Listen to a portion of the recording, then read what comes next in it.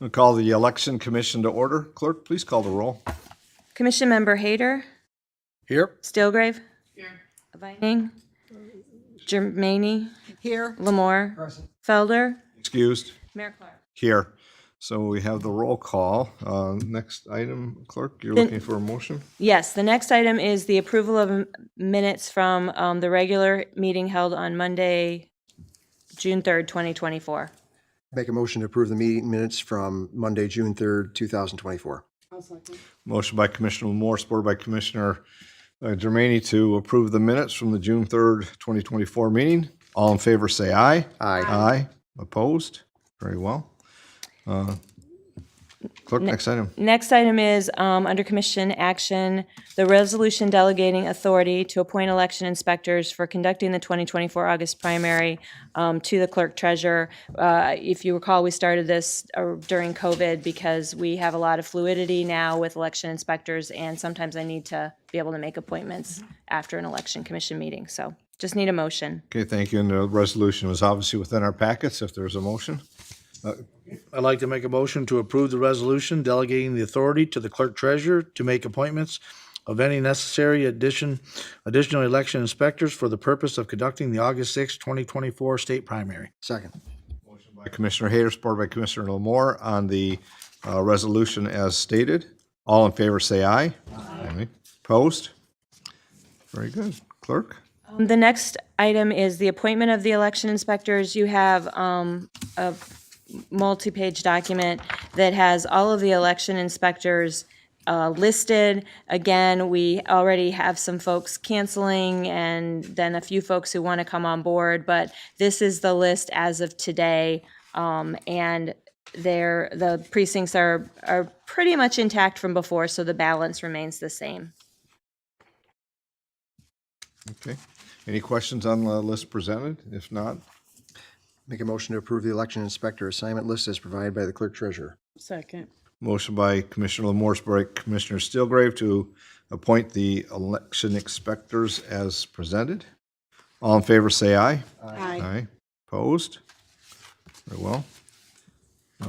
Clerk? Item is the final item on the commission action. It's the public accuracy test.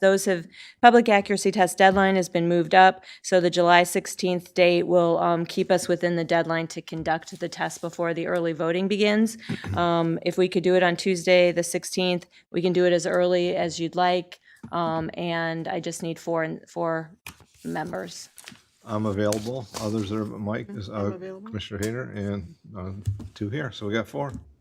Okay, and then if there's something that comes up, we'll look for an additional. So Fourth? Oh, right, okay. Time. Moore, Germaini, Hayter, Mayor Clark. and myself. And the time that you would like to do it? 8 a.m. good for everybody? 8 a.m. Okay, 8 a.m. It'll be here in council chambers, so we just need a motion to establish the test for that date and time.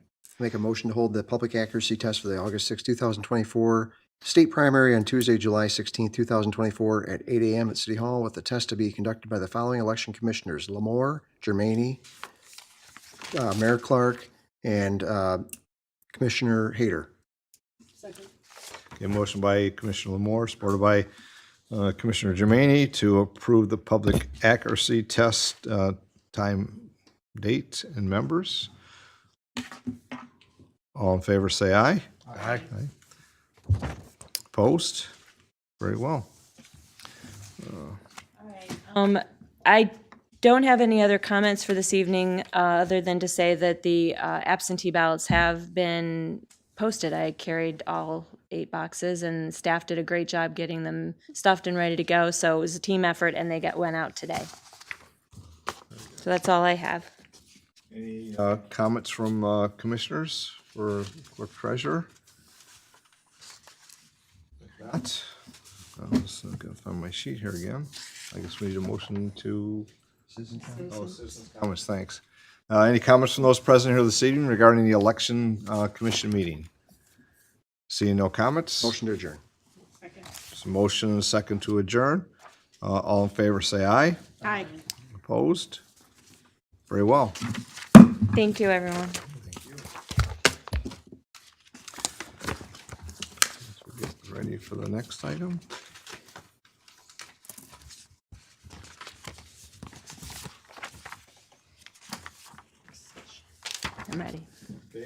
This time, we'll open the city council work session. Clerk, please call the roll. Councilperson Hayter? Here. Stilgrave? Here. Vining? Here. Jermaine? Here. Present. Felder? Excused? And Mayor Clark. Here. So we have a work session. We have a couple items on the session, but before we start that, I'll see if there's any public comment. Any public comment for the work session from those present? Seeing none. Clerk, next item, please. The next item is under the work session agenda, item 4750, mission, vision, and values of the city. Thank you. City Manager Robinson. Yes, Honorable Mayor and City Council members, as you remember, and I've provided a copy as a reminder of the City Council goals and objectives for 24-25, as well as a correspondence that I put into your packet regarding the city's mission statement, vision statement, and core values. Now, when we went through the process and we were establishing the goals and objectives, it was great because we had awesome participation by the council in assisting us crafting these, and I think that they're very good. And I think that we've made sure that in the fact sheets we're relating all of our stuff back to the goals and objectives, so that when you read them, you remember it's kind of a reminder that we do have our goals and objectives that were set by you, and we constantly strive to achieve those. Now, with that, there were several comments from many of the council people. It'd be really good for us to develop a city mission statement, a vision statement, and the core values by which we perform our professional services. So you'll see in the correspondence that I sent you, I created a process timeline kind of explaining how this process has come into fruition and where we're at. And I have to say, I know that we've shared some emails back and forth with suggestions, et cetera. And when we got down to it, I think what was most important is understanding the definitions and guiding principles of what a mission statement is, what a vision statement is, and what core values are. And I think when it came down to a mission statement, obviously it's a concise explanation of an organ's reason for existence and describes its purpose, intention, and overall objectives. The mission statement supports the vision and serves to communicate the purpose and direction to employees, citizens and customers, vendors, and our stakeholders. And always in developing that, you ask, what is our organization's purpose and why does our organization exist?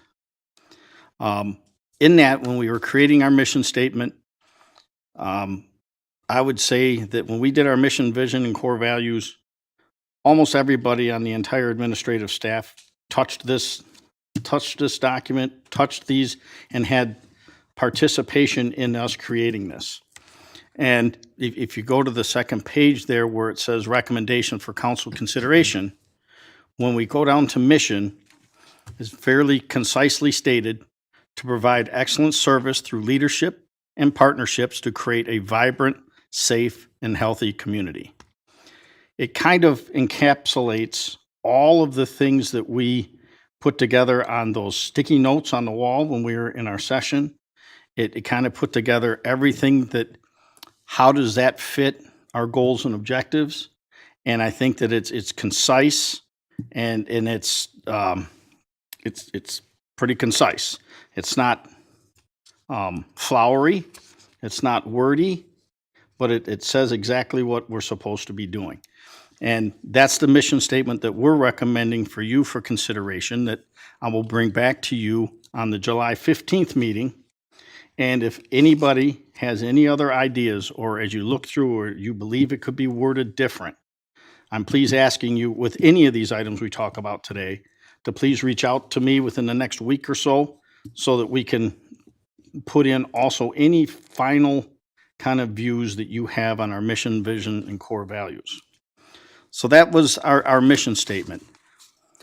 Then we go back to the definition of a vision statement.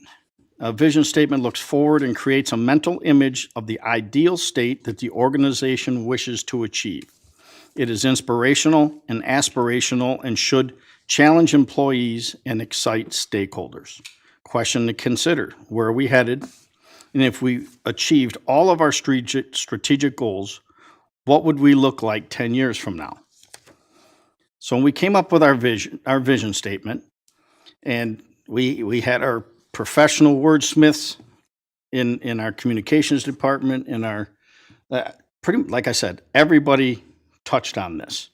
So we have our original that we're proposing is basically Monroe will be a regional community of choice, an inclusive, thriving city that values fiscal responsibility, embraces change while honoring its heritage, and focuses on delivering vital services with purpose and pride to enhance quality of life. That's the original. And then we also included an abbreviated version because these are also supposed to be somewhat concise. And our abbreviated version is Monroe shall be a city of choice defined by an extraordinary quality of life, a proud sense of community, and reverence to its heritage.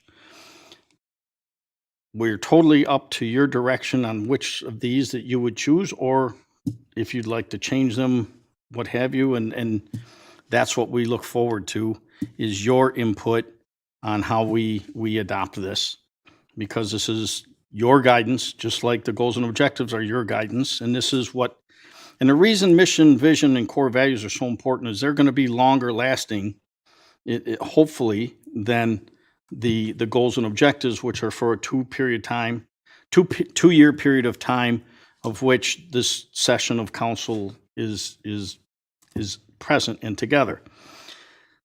Now, not saying the mission, vision, and core values can change, based on council direction at any point in time, but hopefully that's why we took the time to spend the time to develop these, and want your further input to make sure we get it right so it can last 5 years, 10 years. It all depends on, how you guys feel of it going forward. So those were our vision statement that we're recommending. The third and the most difficult part of this was our core values, because that took a while, because a lot of people and a lot of our sticky notes listed a lot of things. There was at one point in time when we were working on this, there was probably 20.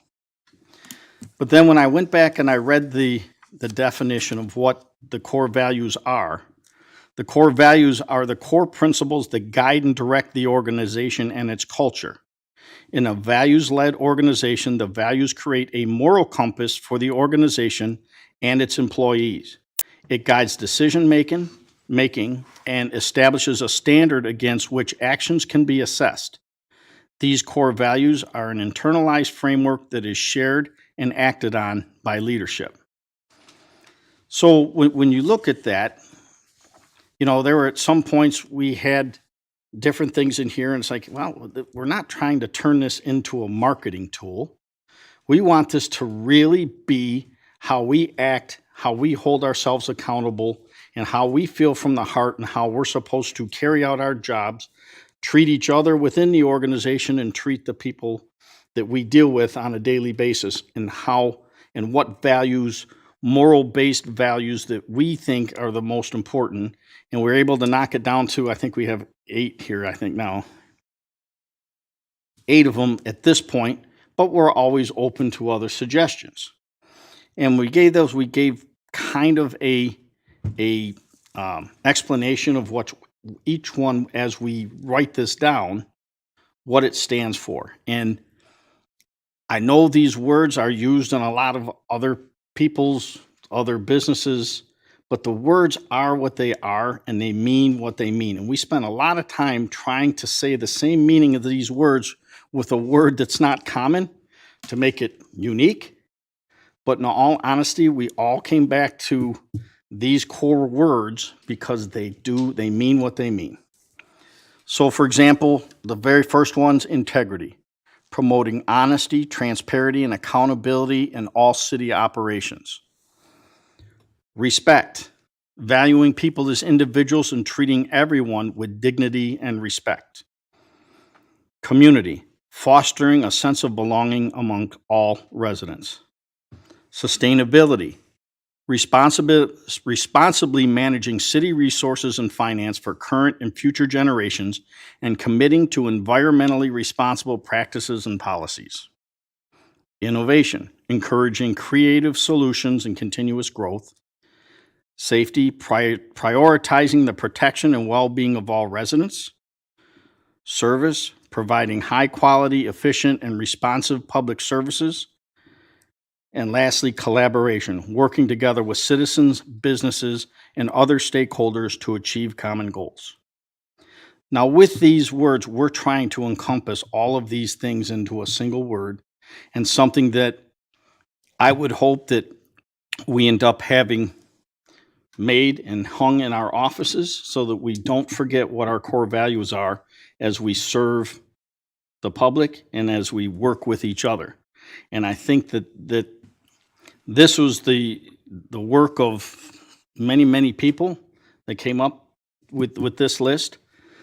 But saying that, it's also up to you, and I look forward to your input and discussion on any of these that you would think could be worded better, or any other words that would describe this, or any other core values that you think we have missed or not added to make sure that we encompass all of what we expect of each other, what you expect of us as the administration and the staff that are delivering services to our citizens and your constituents. And we're all ears. So if there's anything that you see immediately, I feel free to discuss those now. And if not, please feel free to reach out to me individually, collectively, however you want, and we can bring back the final version at the next city council meeting for your approval and adoption. Thank you. So I'll see if there's any opening comments from council, and then kind of we'll go around. Brian? Thank you, Your Honor. I like the mission statement. I actually like the abbreviated version of the vision statement. It's short and concise and really hits the point. I like that. And the core values are great. I really like it's very well done. I'm like I said, I'm good with it. I like the abbreviated version better than the original version. So of the vision statement. Other thoughts? I agree. I had the same thoughts as Brian. Yep, I'm seeing not other comments or thoughts on any of it. As I read through this, and I always set aside and come back and see it, and I like you're reading it the first time. And I agree with what's Brian and Kelly and what's been said. I think you want them to be clear and concise. The longer it is, the less that people are going to remember, and the less the staff is going to remember at times. So I like the abbreviated vision. As the core values, I think that's it was interesting because we've had the conversation earlier. Is it a statement or is it a list? And I think it can work both ways. I think this is kind of like the backdrop when somebody says, "Well, what are your values?" And here's what it means as we go through the list. So I got a question. The last one's on the last line. It's bold. The last line? Yeah, the last, it says, "We serve with purpose, excellence, and achievement." That's just one I really liked, so I threw that in there. So I asked because I think about as we move forward, we really have to know, just for us to do this and then put it, back on the shelf, so to speak. I think there's great opportunities to not only for ourselves, our employees, and those that come and visit to really state that message in places. We've talked about that, Michelle and I have talked about it a while ago. You walk in and you see city logos and stuff, but I've been in places and worked in places where you are reminded by simple, you can't write through the whole wall, but just a simple word. Look at the bottom here, and serve with purpose, excellence, and achievement. And I know that some companies and corporations and others, at the bottom of their correspondence, their memos, that's what's at the bottom of every one. You read it every time you send an email, or not email, you can put it on that as well, but your correspondence. And I think that if it's ingrained and that's how it needs to be embraced, is the more it can be seen. So I'm intrigued by the last sentence and thinking what your thoughts might be on where that might be or where we would see that in a consistent fashion. I'm not sure the "we" needs to be there. It might be redundant. It just, and if you say serve with purpose, excellence, and achievement, or is it service with purpose, excellence, and achievement? I'm not gonna wordsmith it, I just try to read it through to when if I'm walking in and I see that somewhere else, or, is it, we're here to first, it's our role is to provide service. So that was the only thoughts I had. I look forward to see how we, put that along with our goals and objectives, which is of course, present and available in a fashion, but how we utilize this afterwards instead of just approving and then say, well, if we need to, we'll look at it again. I think it's really marketing who we are. I'll stop. I like either I'll even way. ask Clerk LaVoy, of course, her thoughts, because she's a elected official and also an employee, and I think it's what we look at. But Brian, you had a comment? No, I think either way, service or we serve, I like either way. Yeah. But that's the only thought I saw that at the end, and I just thought, well, it's worth a conversation.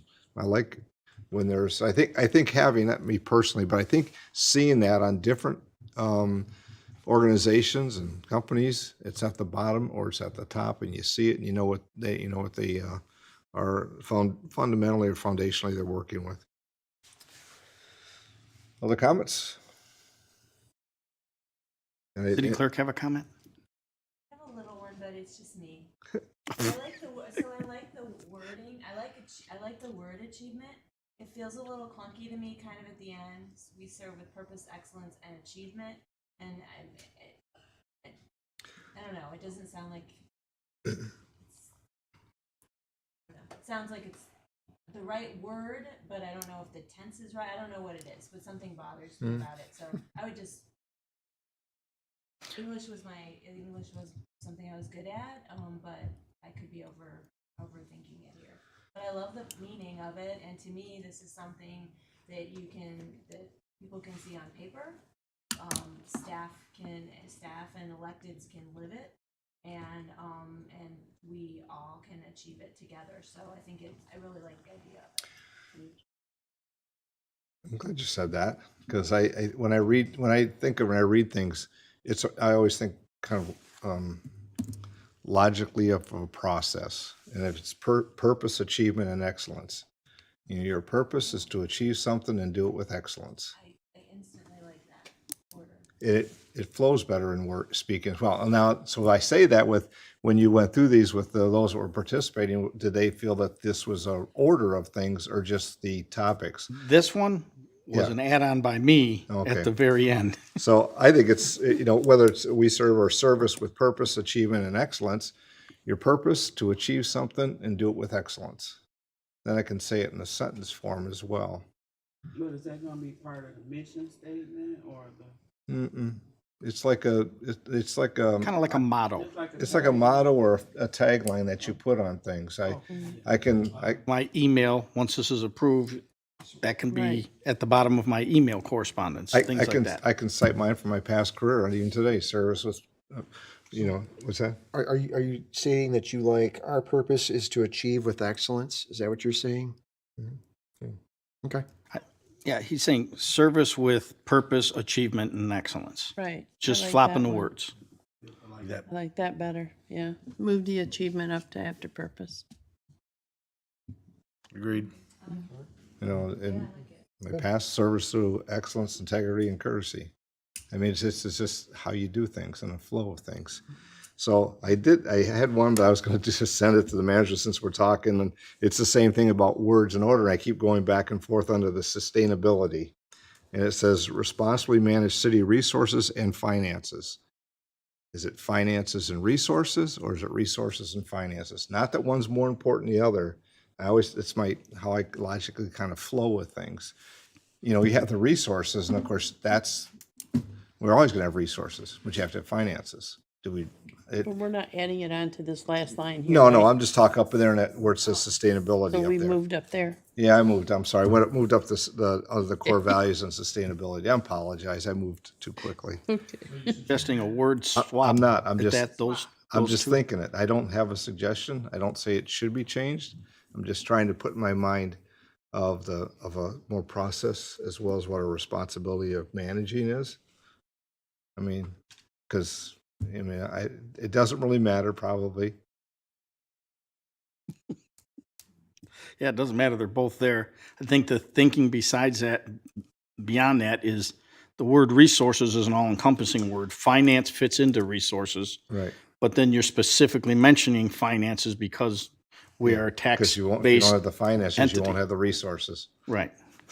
I get it. No, that works. I'm good. It's just if I didn't say it, I'd be thinking about it. So it works for me as it is. Okay. Other thoughts or comments on the mission, vision, core values? I think we're good for now. And again, as Manager Robinson said, if there's something that comes up, you read through it and say, I just want to send that. And just please go ahead and otherwise we'll see this back the next meeting in July and 15th. Thank you, David. Thank you. Now you got another Mark. The next item is item 4732, former Lazy Boy headquarters site redevelopment update. Mr. Cochran. Give me just one moment to get the pictures up.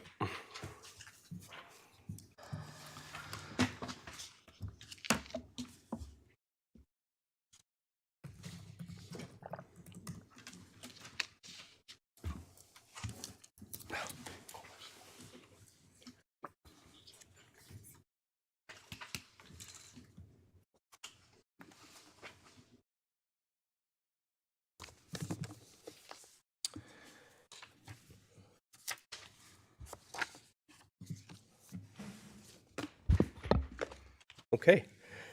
Good evening, Mayor, City Council, Clerk Treasurer. This seems to be an annual occasion as I was looking back at past agendas. Every July, I believe, we've been giving an update on the progress being made at the former Lazy Boy headquarters site. So this evening, I'm going to take us through sort of where we've been, how we got here, what the current status is, and some of the activity that's going forward. So by all means, if there's any questions, comments, any feedback during the presentation, feel free to interrupt me. But this was from the sub-area plan that City Council adopted back in 2021. And as I was taking a look back through the PUD plan, it's pretty remarkable how it's all played out so far. Some of the elements that you'll see are incomplete at this point, or still in the progress phase, or they've been evaluated as something we can no longer feasibly do. An example of that is number 6, the preservation of the existing structures, which were the silo and the old boiler house that we determined jointly together were not feasible to keep. But the rest of the site is developing very well in accordance with what's on the plan here. Of course, we'll talk through and go through some of the elements, and I can always refer back to this. But to kind of go back, this feels like it's been a project that's been going on for several years because it has. The demolition of the headquarters took place at the height of the COVID pandemic in 2020, which seems like ages ago. But about that same time is when we signed a development agreement with Squire Properties and the Great Lakes Opportunity Fund, which is principally owned by Joe Daly. And so he came to us and said he was interested in implementing our sub-area plan and take advantage of some of the tax opportunities that were available at the time, and away we went. It's been a long time getting here. Certainly, this remains an active construction site. I like to constantly remind people that even though they see components getting completed, there's still a lot of activity happening on the site, and we'll go through that a little bit as well. But to start, current status, of course, construction is complete on one of the parcels. That's the existing the new Dairy Queen, couple years old, at the corner of Greenfield and Holiday on the north side of the Mason Run Drain. And opposite side of Mason Run Drain is the development of, we call it the Allrig development because they're the owners, the multi-tenant commercial building right on Telegraph Road on the south side of the drain. And meanwhile, you may also recall that we did divide the property up into 9 different parcels. And so right now, construction is complete on 2 of the parcels, the Dairy Queen and this one on the screen. There's construction underway on 3 of the parcels, and 5 of the parcels we're still working with the developer to help identify opportunities. And I'll talk a little bit more about that as we go. The 3 other parcels, some of the accomplishments over the past several years too, and I see Director Lewis just walked in, Patrick Lewis. This has been a labor of love for the both of us, and I really appreciate all of Patrick's hard work on bringing all of these items to where we are today. Certainly, this is not an effort that any department worked on in a silo, but across the entire city organization. So we did work couple years ago on the installation of the new traffic signal that's on the screen now, and we'll come back to this picture or a similar picture pretty soon to talk about some of the activity that's being planned around these mast arms. But I think as you drive down North Telegraph Road, you can see a noticeable difference at this intersection compared to others just by the enhancement that we made with the installation of the traffic arms, rather large traffic arms too, with MDOT. Another exciting advancement was the reopening or the extension of Huber Drive all the way to Greenfield. This is a photo looking north coming from the north at Huber Drive. It's a little dirty and dusty right now because of the ongoing construction, but you can see some of the enhancements that were made at this intersection, including the raised tabletop intersection that feels a little bit elevated and encourages the traffic calming on this intersection.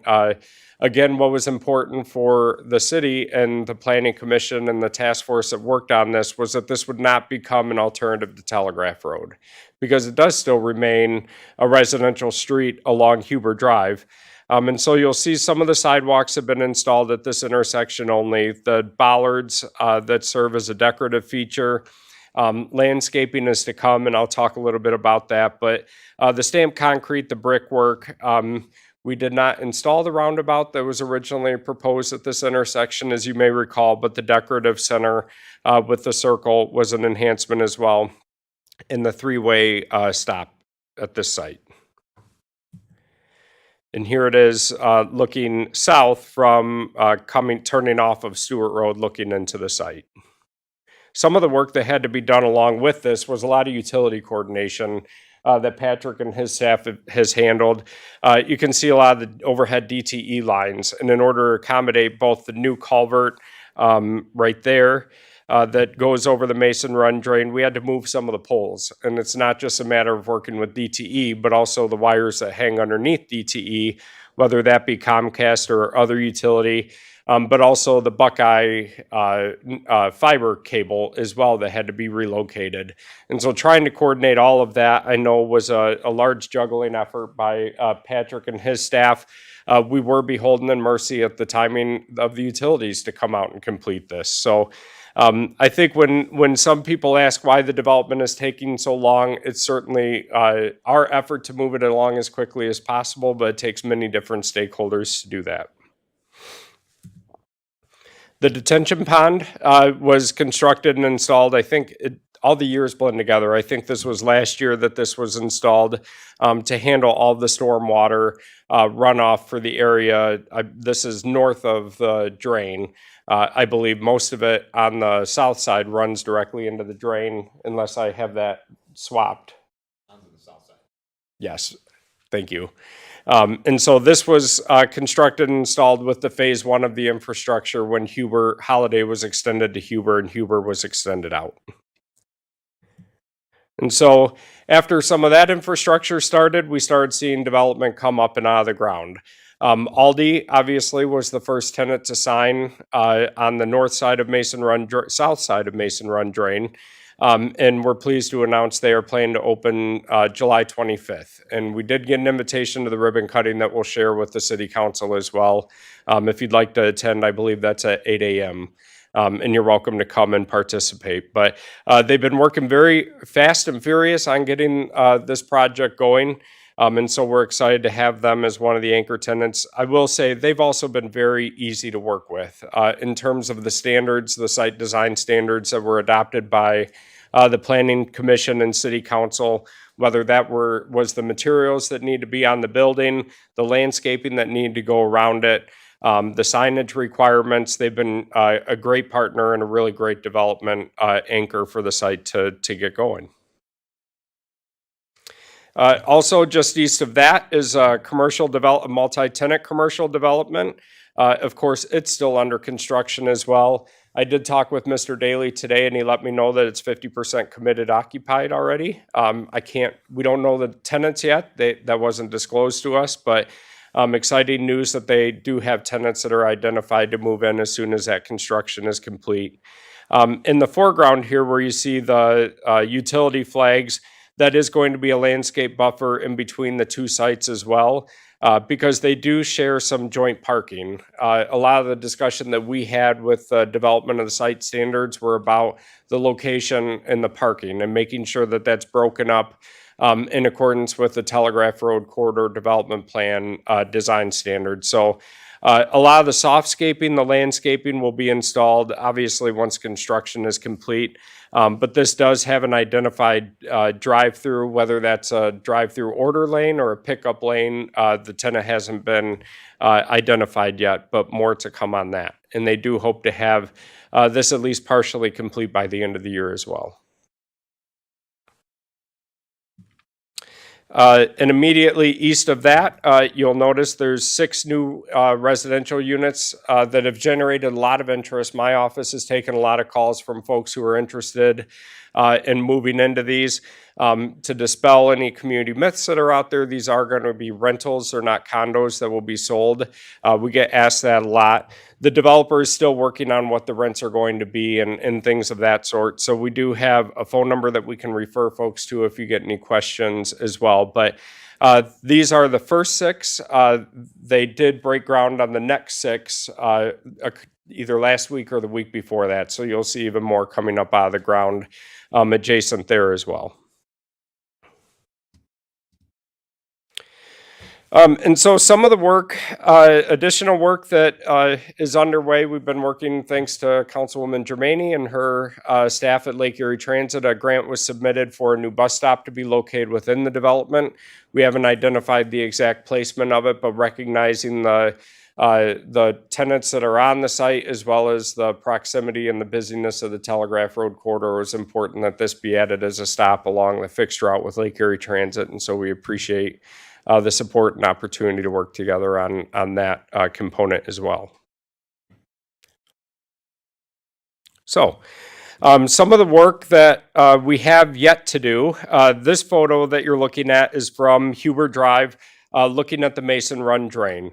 I know it doesn't look like much now, and there's a reason that work hasn't progressed further on this yet. In December of 2023, City Council authorized an agreement with Manick and Smith to begin working on construction design and engineering on several different components.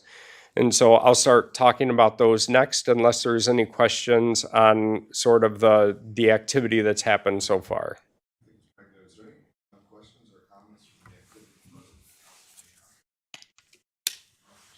I just have a quick question. Occupancy for those new dwellings, the rental properties? They're 1 and 2 bedroom. I know, but when End of the year, they plan to be completed. after November? Yeah, Okay, thank you. as far as I know. Yeah, no, I get it. Thanks. Yeah. Maybe. Any other thoughts yet, or move on and deal with you? Okay. And so moving on to what is exactly in the next phase of infrastructure design. So you'll remember in the development agreement that we have with the developer, they paid us to install the infrastructure. So there was a certain amount that was provided to the city for us to contract with a contractor company to finish the remainder of the infrastructure. And so some of the work that's underway, first is street lighting and design. So there was, in the PUD design standards, there was a certain design or selection of a street light that will be used throughout the site. It's more of a decorative street light. And so we'll begin working and coordinating with DTE on the installation of the street light. Part of the reason we did not move forward with that right away is because some of the drive aisles were unknown based on the occupants yet. So at that time, Aldi hadn't had their complete site plan yet. the residential development. And so we didn't want to install streetlights if that's where a drive aisle needed to be. And so now that those are pretty much set, we'll begin coordinating on the streetlight infrastructure, particularly along Holiday and Huber Drive. Next, I get this question a lot. I just got an email last week from somebody about sidewalks, particularly on Telegraph Road. And so as City Council may recall, and I'll go back to the PUD outline, in the area north on Telegraph Road, north of Holiday, it's designed to be a 10-foot wide multi-user trail. And then moving south across Holiday on North Telegraph is where that 10-foot wide path crosses Telegraph onto the west side and continues down the remainder of Telegraph Road. The reason it becomes more narrow south of Holiday is because when you look down the remainder of Telegraph Road, the lots are much narrower or shallower, and the rights of way are much more shallow too. And so we don't have the room to connect the 10-foot path going south past Holiday. So it's the intent that that 10-foot path will then be on the west side of Telegraph. So in front of Aldi was responsible for installing this as the 5-foot sidewalks. They're already in. They have not connected at Holiday and Telegraph yet, and I'll explain the reason for that in a second. But they've installed the sidewalks along Telegraph Road, south of Holiday, and then along Holiday within their development area. They were responsible for doing that as part of their development agreement. North of Holiday, the city is installing those. We're responsible for installing the 10-foot path on the north side. And we still intend to do that. Manick & Smith is working right now on the design for the installation of that path. And then also the interior sidewalks on the north side of Holiday, where you kind of see the number 2 along here, if you can see my mouse. And then also on the west side of Huber Drive, north of Holiday, the developer is installing them on the south side of Holiday. And so we're also designing that at the moment as well. And then the interior pathways and sidewalks that are along the Mason Run drain, again, that's intended to be an open space, a water feature. It's pretty remarkable how well Mason Run holds the water in that area. And so those sidewalks are also under design to be installed with this next round of infrastructure. The reason they have not been installed yet is because after we signed the agreement with Manick & Smith, we were informed that MDOT is planning to replace the culvert at Telegraph Road, right here. And so from underneath Telegraph Road, across the street, they're intending to totally rip out the street and replace the culvert that's underneath. The reason we're waiting to install the sidewalk is because we don't want to install it just for it to be ripped out later when MDOT comes through. And so we appreciate everybody's patience as we try and coordinate this work so that we're not wasteful with the tax dollars and developers' dollars that are being spent on this project. We had originally heard this summer that project was going to be completed by MDOT.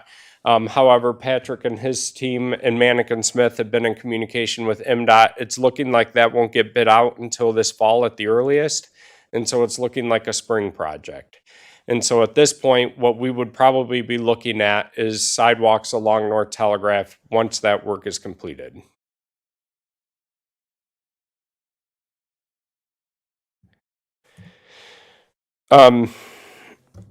Yes. Do we know when Frenchtown is putting their sidewalks in on their end? Will the timing be the same? I'm not sure. They've recently established their own Telegraph Road Corridor Improvement Authority, which is great as well. And so we've had some conversations with Dave Ewell about having some joint meetings to learn more about the coordination of those efforts. One thing that we've noticed about Frenchtown and that Dave has indicated is they're requiring sidewalks as new development goes in. And so I think it'll be incremental a little bit at a time, particularly in that area south of the Lazy Boy site on the west side of Telegraph Road. But in the area, like the city still owns the Lazy Boy property that was across Greenfield Avenue. It was an old parking lot closest to Tim Hortons, but that's in Frenchtown Township. We've had conversations with folks and said it's our intent before we sell that property to anybody that they will have to agree to the standards that the city has set. So does that answer the question? Curious if they were gonna put up a beach. Yeah, I think they're requiring it by development rather than the township installing them right away.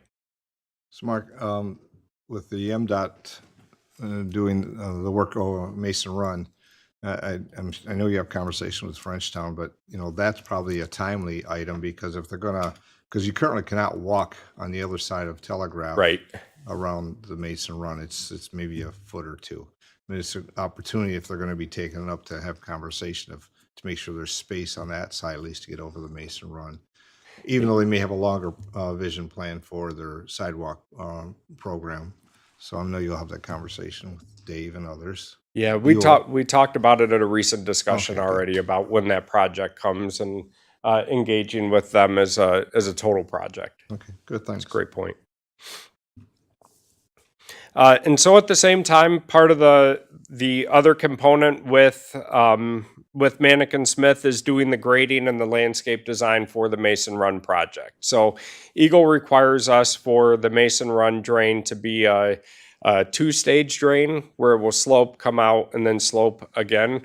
And so Manikin Smith right now is doing the design of that eventual grading that will be completed with the next round of infrastructure as well, plus all the landscaping that will go around it. So as we always said, we intended that for this area to be a soft green space park-like atmosphere with trails and benches and those amenities, and we're still moving toward that design at the same time.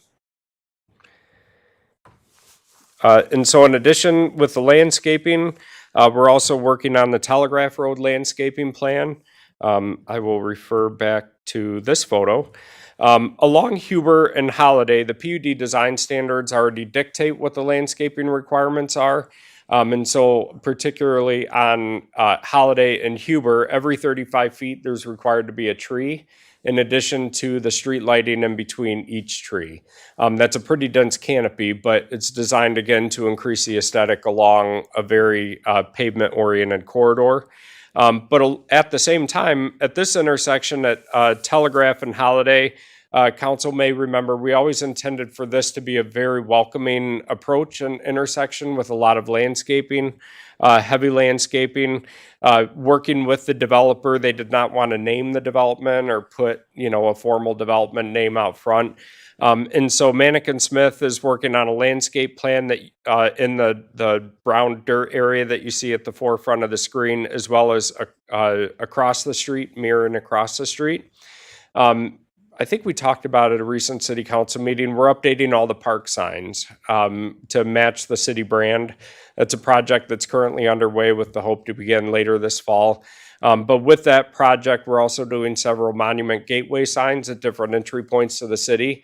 With this point being one of them, given that this is the south gate or the north gateway on North Telegraph Road into the city. So at this site will be one of the gateway welcome to the city of Monroe signs rather than a name for the development with landscaping all around it. And so that is under design right now. We don't have the concepts to show or anything of that sort, except the signs we do. So.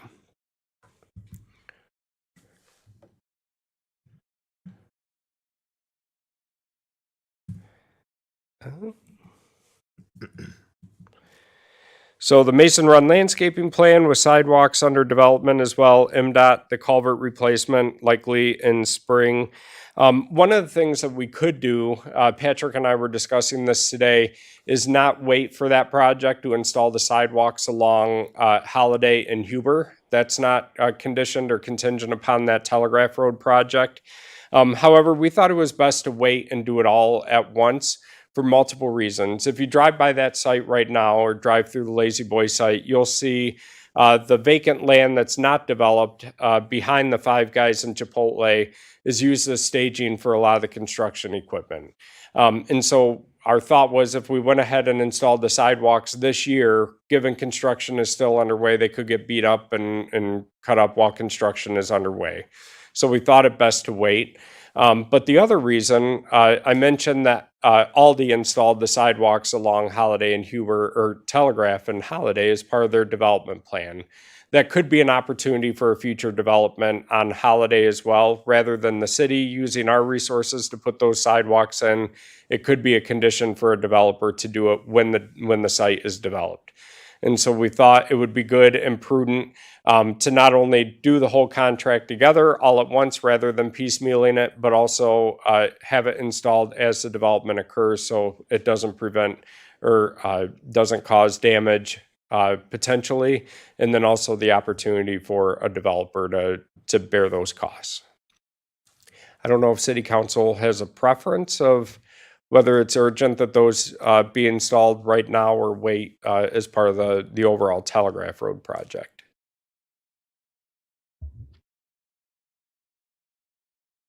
Any thoughts?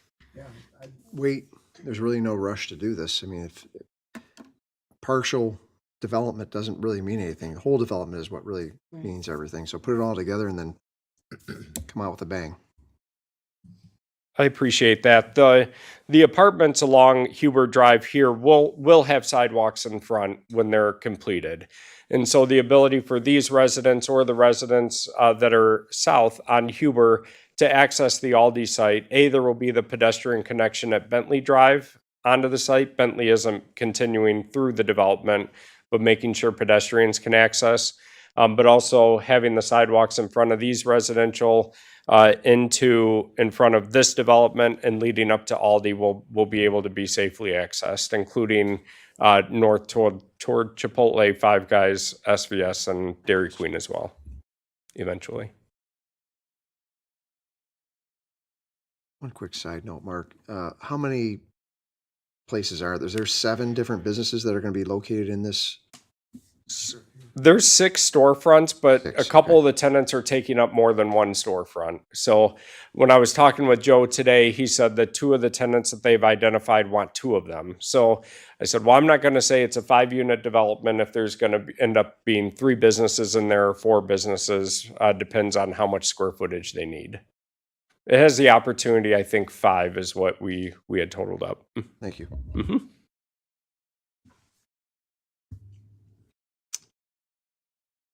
Okay. That's the update. That's all I have, unless there's questions or comments. Any questions or comments from Mark? Brian? Yeah, can you go back to the map again? Sure. The original map there.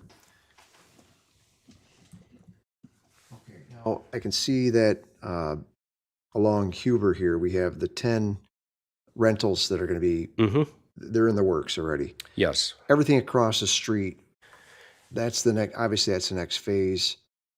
Are we still in the works on those as well? Yeah, thank you. I meant to bring that up. And so Joe has had, and Mr. Daly has had a lot of conversations with various residential developers, as has the city, about occupying this site.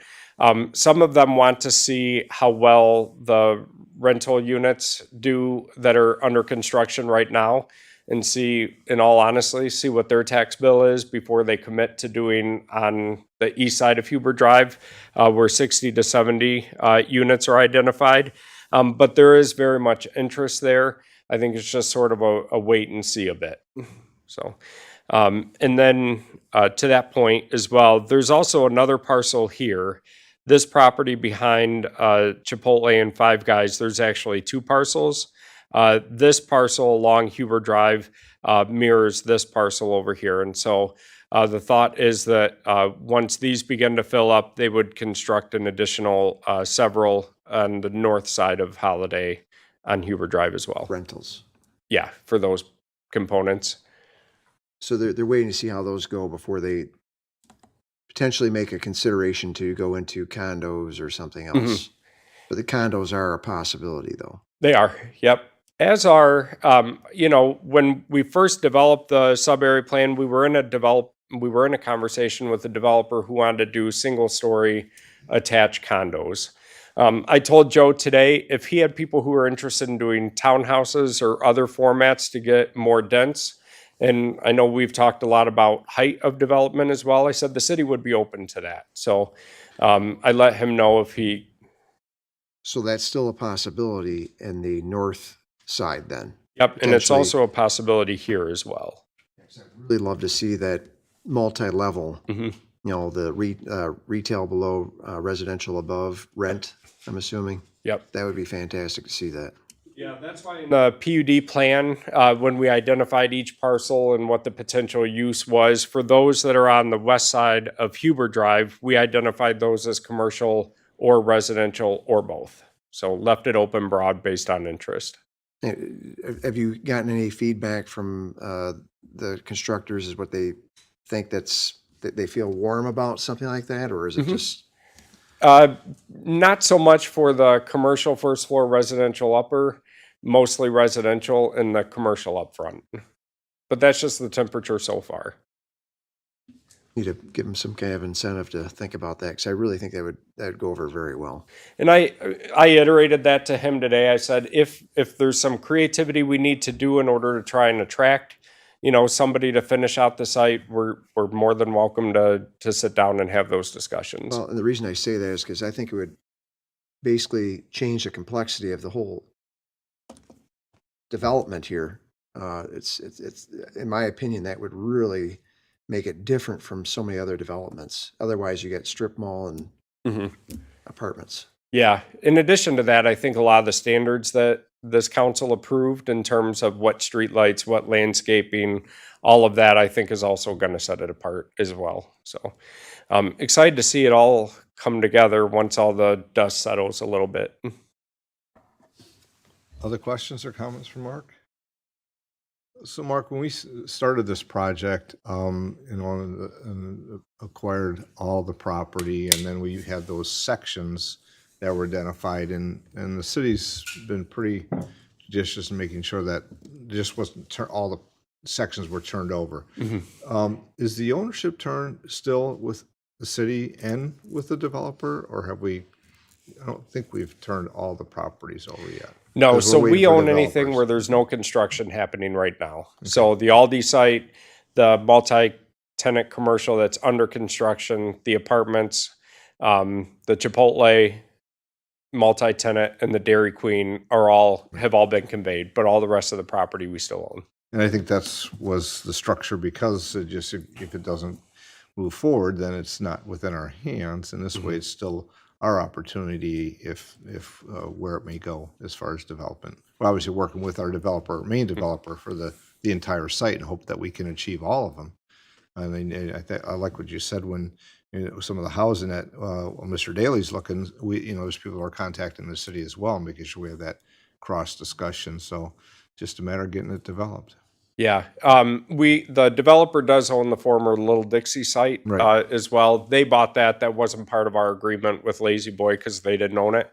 But we also own the two parcels I mentioned on the north side of Greenfield that are in Frenchtown Township. Looks great. Thanks. I'd also like to give a shout out to the residents that live next to the site. They've been putting up with a lot since the demolition of the building, now the construction. They've been very great to hear from and work with. And an example of that, on the former Little Dixie site, once that building came down, it opened up all of their backyards to Telegraph Road. And so they had issues with people cutting through their yards to get to Bentley, to get to Telegraph, also the increased noise. And so they said, is there anything we can do? And working with the developer, he installed a new privacy fence along their backyards. And they've been very pleased with the outcome and how willing he was to work with them. The other is dealing with the fence between the Aldi site and some of the adjacent properties, as well as the dust and construction. They've been very patient and put up with a lot. And so I wanted to publicly appreciate their approach to us, but also their willingness to work through the issues. So you kind of mentioned it, a Bentley there, and I was checking that too. The Bentley, that there's a ability to pass through into the development site, and obviously for when everything is completed. Yeah. But also for those that for walking or riding. Correct. I mean, it's not going to be motorized, and Right. It's still. But have we thought of how that's going to look or what it's going to be? So Patrick and I were out at the site earlier this summer, spring, and drove to the end of Bentley to look at how that's all going to connect. Because I will publicly admit it looks a lot different in person than it does when you're staring at it on paper all day long. And so we're just above where you see phase one. This was also identified as residential or commercial. This property is not under construction right now. Only the one where 7 and 1 are. And so we're kind of waiting to make that connection until we know what the layout of that site is going to be. Because we'd like to connect into their sidewalks rather than have a connection from Bentley drop right into a parking lot, for example. But to make sure that circulation is going to collaborate with the circulation that's intended on that developed piece. Okay, thanks. Mhm. Other comments? I don't see any, Mark. Okay, All right, thank you so much. thank you. That's items we had, but Manager Robinson, do you have any other items for the work session or discussion prior to the I meeting? do not, but I welcome any questions about anything else that may be on tonight's agenda or anything else that they would like to discuss for us to look into and bring back at a later meeting. Start with the agenda. Is there anything on the agenda that you might have some lead-in inquiries for the administration in preparation for the meeting? I know we've received it. Well, Right? I'm just going to ask city manager, is there anything that you want moved or you're good with the agenda as written? I'm good with the agenda as written. Okay, that's all I need to I know. believe we're making any recommendations or any changes to the regular agenda. Clerks received none as well. Okay. So see if there's any last call for items for the manager before we start. Because we have about a half hour, which is good. All right, I don't see anything. I'll just adjourn the work session and we'll be back at 7:30 for the regular city council meeting. Thank you all.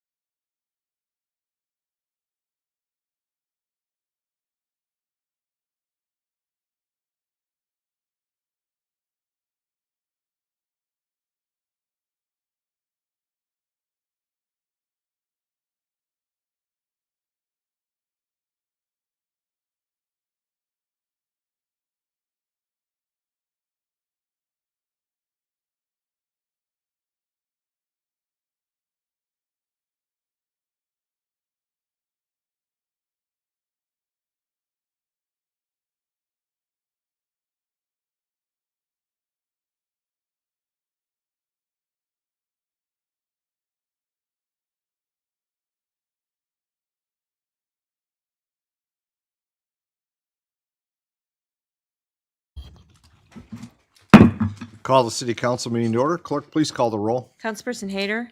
Here. Stilgrave. Here. Vining. Jermaine. Here. Lamore. Felder. Excused. Mayor Clark. Present. I'd ask we all please rise for the invocation. Remain standing for the Pledge of Allegiance. The strength to manage the challenges ahead and the wisdom to identify opportunities as we strive to serve our community. Please help us recognize diversity as a blessing and unity as our strength. Pledge allegiance To the flag of the United States of America and to the republic for which it stands, one nation, under God, indivisible, with liberty and justice for all.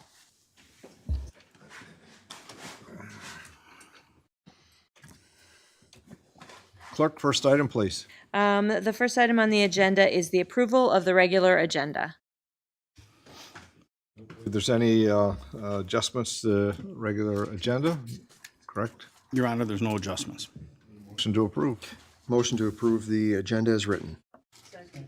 Motion by Councilman Moore, supported by Councilwoman Stilgrave to approve the regular agenda. Clerk, please call the roll. Councilperson Hayter. Yes. Grave. Vining. Yes. Jermaine. Yes. Lamore. Mayor Clark. Next item, please. Next item on the agenda is the consent agenda, and for item B, approval of payments, the amount should read $1,679,768.13, 1679768.13. Thank you. Are there any items on the consent agenda that council wishes to have pulled for further discussion? Any items on the consent agenda council wishes to have pulled? Seeing none, are there any items on the consent agenda those present here this evening wish to have pulled for further discussion? Any topics that you'd like to discuss, pulled from the consent agenda? Seeing none, a motion will be in order to approve the consent agenda as presented.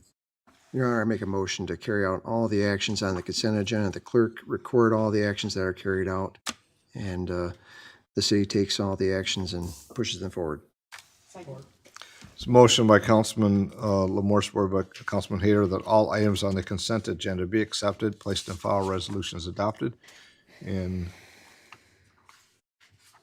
items carried. Thank you. Clerk, please call the roll. Councilperson Hayter. Yes. Stilgrave. Yes. Vining. Yes. Jermaine. Yes. Lamore. Mayor Clark. Yes. There's nothing under presentations, communications, or public hearings, so we move to council action. Item 4745, Traffic Committee Minutes and Traffic Control Orders from the June 26th, 2024 meeting. Thank you. Manager Robinson, any comments? Yes, Your Honor. The reason I put this on our council action today is at our very last meeting, we had an individual come forward from the audience in the citizens' comment section and was basically asking about parking in that area along Father Carnes Park, and there was concern for safety, et cetera. Her timing was impeccable because I believe the very next day was the Traffic Commission meeting, or the next 2 days was a Traffic Commission meeting, and that was one of the items that came up in the Traffic Commission meeting, and the Traffic Commission are making a recommendation for traffic order number, let me see what the order number was.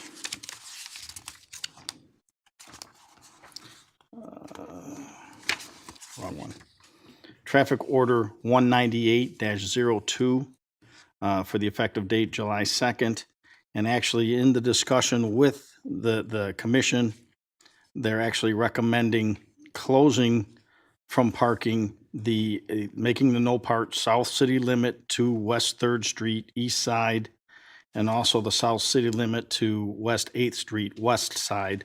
So there'd be no parking on either side of that street due to the safety for people, because there's ample parking for people that use Father Carnes Park with the new parking lot, and for the safety of the children, and based on that request, that is the recommendation that's being made by the Traffic Commission. And if you have any further questions about the minutes or anything that occurred at the traffic agenda, Director Lewis is here, should you have any other questions. Any questions on this item? Councilwoman Jermaine? So did you say there'll be no parking all the way from 3rd Street? That's To on 3rd 8th? Street. The one side's already. Right. Not Third Street, it's Eighth Street. Eighth, oh, It's okay. Eighth Street heading south to the city limits. Right. Is where the no parking will be, alongside south. Father Carnes Park. Yes. And the challenge was, as we heard at the last meeting, Right. the residents that are on that, a lot of people are parking on the street as opposed to parking in the parking lot, and they have challenging backing out. And so this is to restrict and have no parking from the south, south city limits. I'll reverse and come back to Eighth Street. Right. I Because had it after it gets, backwards. then My it gets in, apologies. then it gets into the township, and we can't regulate that. No, I'm fine with all of that. I can make a motion, actually. Okay, sure.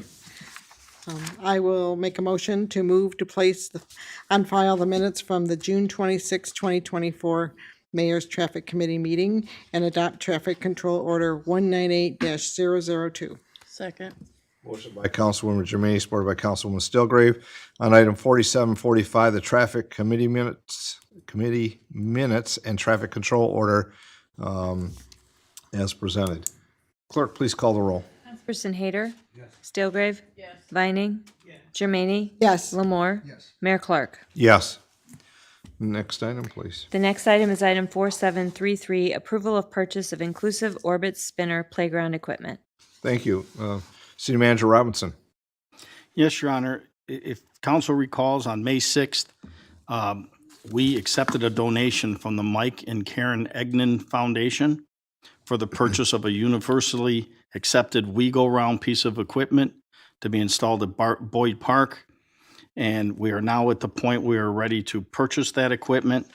But I think what's important to note is that, with the donation from the Mike and Karen Egnan Foundation, we had actually applied for that grant, and we didn't quite make the grant, but because of the good work of our grant writers and our people in our economic development office, they were so moved by what we were trying to do that they decided to individually fund it out of their own foundation. And that's how we got that. And I think that it's just good to recognize them again for their public donation for us. And what we're asking is just that we authorize the purchase now of this playground equipment so we can install it at Boyd Park. Thank you. Any questions for Mr. Robinson? If not, a motion being in order to approve the purchase of the equipment.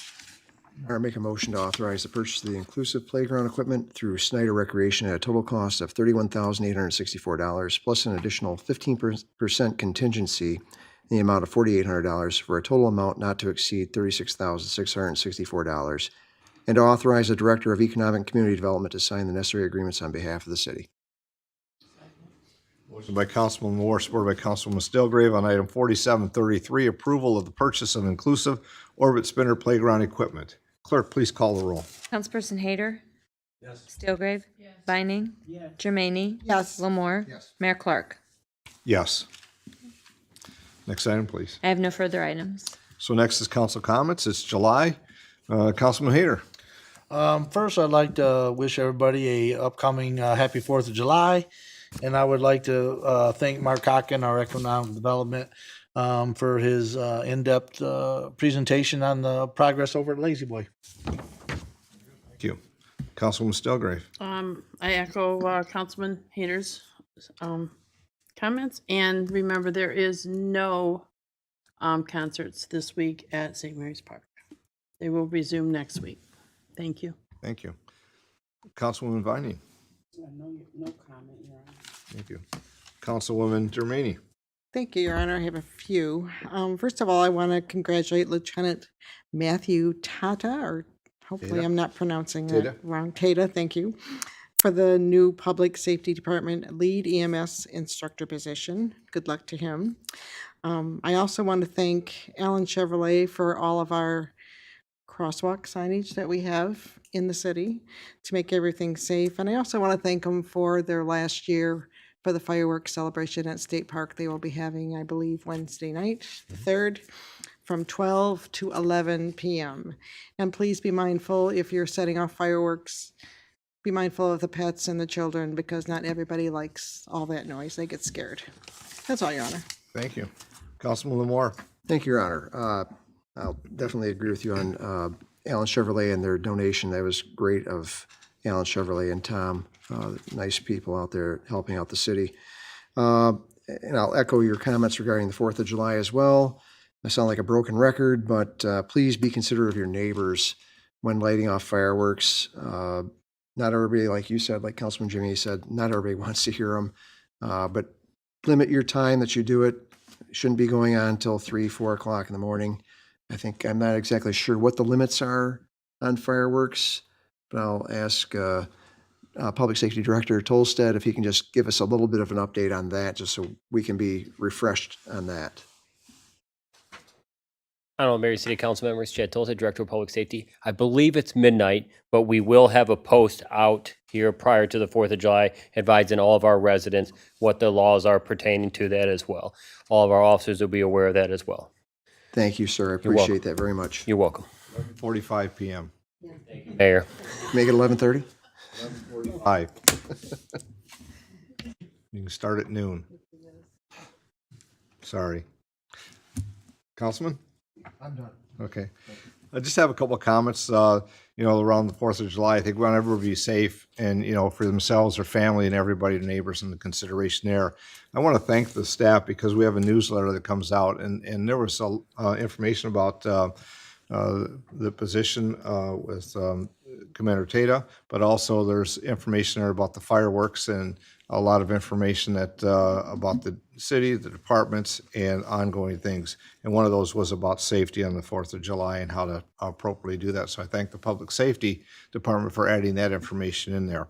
Next is a thanks to the staff also through our Economic Development Department and the great staff. They submitted a grant proposal to the SEMCOG for a Planning Assistance Program grant submission. And I'm pleased to say that it was through the Regional Review Committee at SEMCOG. It was approved, and it's for the Orchard East Greenway Trail. And we received a grant for $40,000 to do the planning of how we'll do this Greenway Trail through the community in the Orchard East. And it extends from the I'll say First Street or the river all the way to Plum Creek. And how do we plan and what will that look like? We've talked about the national park many times and all the great work that's being done there.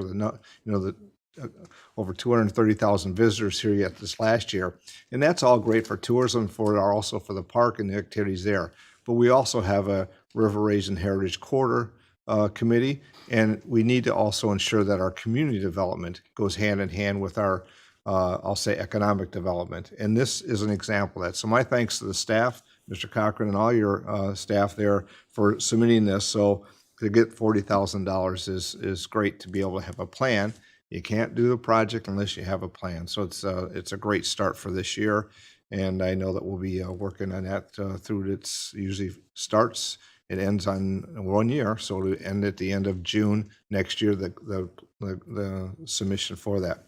Which I'll speak of another one, which in partnership with Monroe Charter Township and the Monroe Road Commission, we had a Pleasance Road Corridor Plan. Same program, same funding, and with those partnerships, we've have a plan for La Pleasance Road all the way from Bowles Harbor down through Monroe Township, across the tracks to the city there at Kentucky, and then extends down to down to Scott Street, but it also includes Jones Avenue of how we do non-motorized abilities and opportunity. This planning grant on the Orchard East Greenway Trail, of course, is a non-motorized as well. How do we make things accommodating for those that may not be driving but need to get places? So that plan was just finished.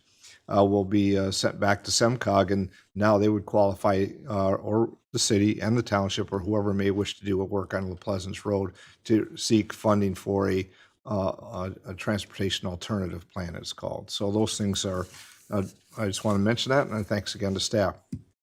The YMCA, of course, we're partnered with to do our programs for activities, and the YMCA All-Star Game for the youth is coming up. It's on July 12th. They say from 8 to 9. I think the game starts at 8, but of course activities before. So if you know whether you know the youth that are playing or not, it's a great activity. It was a great time last year. So if you have that on your calendar, I'm just going to make a comment. We received a correspondence, and council received it as well. And while it doesn't say the community, it does say they look to serve the community and also to have people show up. So we're all familiar, I'm sure, with God Works and the Family Soup Kitchen of Monroe and the work they've done. They're going to be holding a celebration as a just speak of the years in which they provide this since 2005 in our community. It's going to be held on Friday, July 19th at 5 p.m. They have St. Mary's Catholic Church, but at the corner of course, Monroe Street and Elm. But I think it's going to be a gathering outside and just rededicate in the community. And it says, please consider joining us on the 19th for this milestone event. And they do have reference to community. So if that's on your calendars, please come. That's all I have for this evening. Clerk Treasurer Lavoy. I just briefly just wanted to let everyone know that the absentee ballots have been sent, and today was the last day for summer city property tax. So, but we are still accepting them through many months to come. And in addition to that, if you didn't pay the county portion, that is not late. And if you need some clarification on that, please contact our office. Thank you. City Manager Robinson, comments this evening? My only comment is I'd like to publicly thank all of my directors, all of our staff, everybody that contributed to the work that we brought forth to you today at the work session regarding the mission, vision, and values statement. I appreciate all their hard work, and I appreciate, should you contemplate that over before the July 15th, please feel free to contact me with any other ideas or any edits or additions that you see would best fit our city mission, vision, and values. Thank you. Before we go to citizens' comments, just a comment that Mr. Robinson just stated. At our work session, we had two topics. One was a review of the ongoing development of the Lazy Boy, former Lazy Boy property on Telegraph Road. And if you haven't had an opportunity to be here, it would give you an update on the development and opportunities and what they're presenting versus commercial as well as residential, and also the working with the developer and MDOT as we continue to make improvements there. The other item, as Mr. Robinson just mentioned, was about the mission, vision, and core statements and core values. So if you have an interest, obviously you could watch that on the replay, but also they'll be on the next council's agenda on July 15th as council continues to maybe send additional information in. So with that, at this time, it's citizens' comment, just mindful of the citizens' comment time and kind of the structure of the chambers and the rules of the chamber. So you have 3 minutes. Please state your name, your jurisdiction of residence, and that's it. Any comments from those present here this evening? Any comments from those present here this evening? Yes, sir.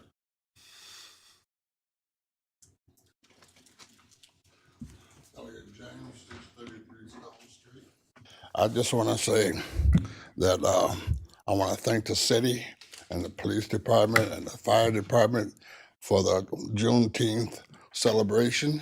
Everything went out perfectly, and we had no problems at all. And I want to thank the city for it. I want to thank Detroit Edison for sending the items that they sent.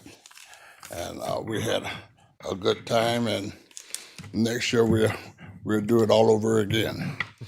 And when is the bridge going to be finished? I'm glad you asked because it was in my notes and I didn't mention it because it was the idea was it was to be open by the end of the month, which was yesterday. There was a couple items, and just I won't get into all the details on each end with some of the cement work, and they're just kind of some of the lighting. I think they're waiting for I'll say how to turn them on. I'll say it's simple, but a piece of equipment to make it work as designed. So we're monitoring that day by day, and I know that the manager and I had a conversation about it just before we came down here this evening, and so they're still kind of blocked off. We're asking people not to traverse over the Martin Luther King Bridge at this time. I think all the side safety rails are up, but we still have some minor work to do on each end, and then want to make sure it's all ready to go. There will be a a rededication planned as well, even though we may open it and find a date that we can gather and remember from when it was, why it's there, and from 1988 when it was put there, and why we made the commitment to make sure it's better than it was before. Okay, All thank right, you. thank you, Mr. James. Other comments from those present here this evening? Any further comments? Seeing none? Motion to adjourn. Motion by Councilwoman Moore, supported by Councilwoman Maney to adjourn. Clerk, please call the roll. Peter? Stilgrave? Vining? Yes. Jermaine? Yes. Lamore? Mayor Clark? And thank you all.